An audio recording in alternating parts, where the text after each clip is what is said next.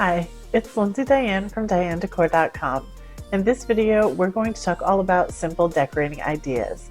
Now, I did a version of this video last year called 5 Simple Decorating Ideas, and it got a really great response, so I decided let me follow up and give you 5 more simple decorating ideas. These are things that anybody can do. Usually you have all of the items you already need in your home. They're easy, quick to execute, and they can really make a big difference in your space. So let's get started with 5 more simple decorating ideas. I will leave the link for the original video in the description box below if you'd like to watch that after this one. Let's get started. Number 1 is to layer textiles. Think about your furniture and think about adding even just one additional layer to it. So your sofa, for instance, go ahead and add on a nice chunky knit throw blanket, something with a little bit of texture to it. You can also layer in pillows. Add decorative pillows that are varying sizes. Maybe cluster 3 together on one corner of the sofa and 3 together on another corner of the sofa. You can even do this with rugs. If you have an overall neutral rug, you can layer it with something that's a little bit more patterned or something that has a really great texture. We see this a lot when people want to use like hide rugs, so things that have a nice organic shape. So whether it's a faux cowhide or a faux bearskin rug, you can layer in textures in the bedroom as well. You can add a throw blanket to the end of the bed or a quilt. You can also layer in some decorative pillows. This is a great opportunity to add in some new textures, some new patterns, or some new colors into the space. You can add a layer of textile to a console table by adding a table runner across it. Of course, you can do this with a dining room table as well. You can add a layer with chargers or placemats. So think about layering in some textiles into your home. You can even use small pillows layered onto dining room chairs to give them just an extra styling. So this is a really easy, simple way to decorate. Think about adding in just one additional layer of a textile to really change up the look of your space. Number 2 is to use mirrors as decor. Do not limit yourself to the use of mirrors in a bathroom or in a closet or a bedroom. Think about bringing mirrors into some of your main spaces in your home and use them as decor, just as you would a piece of wall art. So beautiful round arch or vintage mirrors can double as art pieces.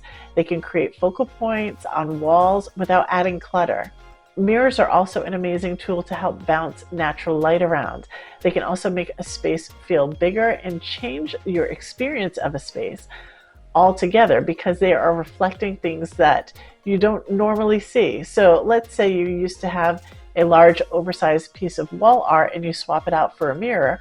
Well, hey, now your space may be brightened up a bit. Now when you turn that corner, you're seeing a whole different scene because you're seeing maybe your dining table reflected in that mirror, or maybe you're seeing your front door reflected in that mirror. A mirror is a really dynamic accent to add into a space.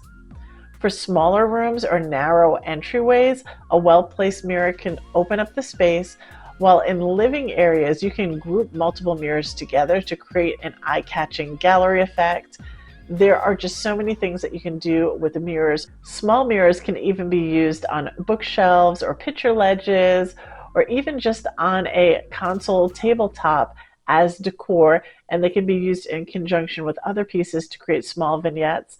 So if you have mirrors, think about using them as decor instead of just as sort of like a functional tool to, see your outfit and put your makeup on and things like that. Number 3 is to cluster candles or lanterns.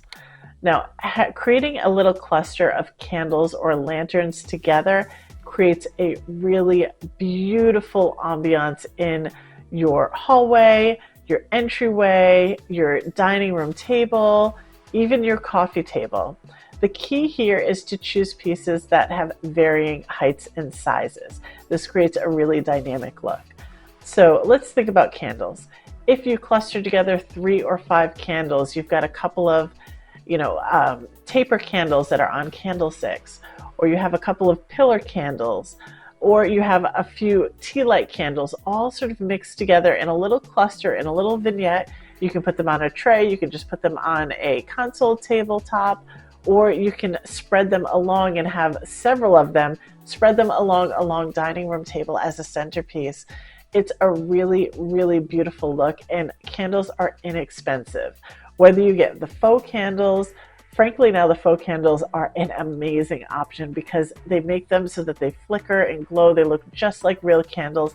A lot of them have a wax outer coating so they feel like real candles too. You can have the faux candles, you can get real candles, you can get these from Dollar Tree. You don't have to spend a lot. You can find pillars, you can find tapers, and you can find tea lights all at Dollar Tree. You can also find the faux version of each of those at Dollar Tree as well. So you don't have to spend a lot on this idea. They are a really great way to not only create a dynamic look with their heights and sizes, but they'll also create a great look in the evening time when they're illuminated. So candle clusters or lantern clusters are a great way to decorate your space. Number 4 is to use a decorative tray, specifically for mini vignettes. Now, in the first edition of this video, the 5 simple ways to decorate, we talked about vignettes. These are clusters of items together, usually in groups of 3 or 5, and they may have stacks of items together, but generally you have items of varying heights. Maybe you have a stack of books and you have a candle, or you have a little figurine. These little vignettes are meant to be grouped together. They're multiple small items that are grouped together to create a larger decorative focal point, basically. Trays help define a space, and they let mini vignettes feel curated instead of just little trinkets that are clustered along a dresser top or a nightstand. So think about using a tray to decorate. This is a very simple decorative accent. They come in, again, all different shapes and sizes, just like mirrors. In fact, you can use mirrors as trays as well. But think about a tray. You know, you can have a wooden tray, you can have a round tray, you can have an oval tray, you can have a rectangular metal tray. There are so many different finishes available for trays. You can find one in any shape or size you can imagine. So think about using these in your home to help cluster some mini vignettes so that you can create little decorative moments in places where it would otherwise look clustered if you put all these little small things on a tabletop or a surface. So for instance, if you had a candle and a book and a little figurine, and you try to put it on a small ottoman or a footstool, it's going to look silly without something to anchor it. This is where the tray really comes into play. Now, you do not have to put a vignette on top of a tray. It's just a tried and true method for decorating, but you can let the tray stand alone if you really want to, or you can have one singular item on that tray. Number 5 is picture ledges. Now, picture ledges are very, very versatile. They are skinny, they are unobtrusive, and you can put them in just about any place in your home. Picture ledges work well in small spaces like bathrooms and hallways or above sideboards. They create both a vertical interest and a flexibility because they will hold a variety of things. A lot of times when we think of picture ledges, that's all we think of is pictures. But you don't have to just use a picture ledge to create a gallery wall. You can use this to display collections. You can use it to display books. You can put together little vignettes that are themed along a picture ledge. You can also use a picture ledge behind a sofa in lieu of a sofa table. So it will create a sort of horizontal plane that defines that furniture area without it being an actual tabletop that is sitting behind the sofa itself. You can mix in artwork with small sculptures, vases, candles, and books to create a dynamic, layered look with picture ledges. Of course, you can use photographs or you can use different types of artwork. this is a really great tool to decorate with, particularly when you have pieces that are of varying sizes. Now, of course, everything is going to be sort of a shallow profile that goes on this picture ledge. Right? We're not going to have a 6-inch vase sitting on here, but for smaller decorative accents that people tend to have, you can use a picture ledge in the same way that you would use a decorative tray to sort of cluster smaller items together to make a vignette.